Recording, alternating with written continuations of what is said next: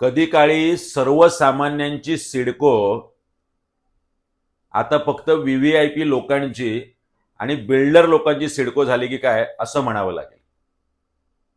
550 घरांचं एक मोठं गृहसंकुल व्हीव्हीआयपी लोकांसाठी या पाम बीच रोडवर होणार आहे आणि त्याच्यासाठी सल्लागाराला 28 कोटी रुपये दिले जाणार आहे.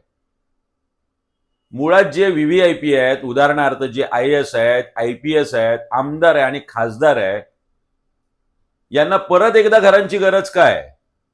जर सिडकोचाच नियम आहे की MMRDA क्षेत्रामध्ये जर आपल्याकडे एखादं घर असेल तर दुसरं घर घेता येत नाही. काय या आमदार खासदार अधिकाऱ्यांची घरं नाही आहेत MMRDA क्षेत्रात?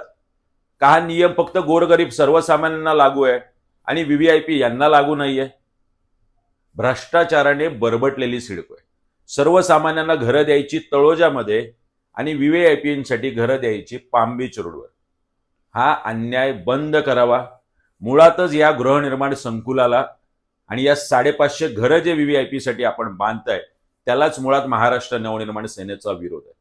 त्याऐवजी हे पैसे आणि हे प्लॉट आमच्या नवी मुंबईतल्या प्रकल्पग्रस्तांना जो 12.5% भूखंडाचा परतावा दिला नाही त्याच्यासाठी वापरावेत आणि हे पैसे गोरगरिबांना सर्वसामान्यांच्या घरासाठी वापरावेत, ही महाराष्ट्र नवनिर्माण सेनेची मागणी आहे.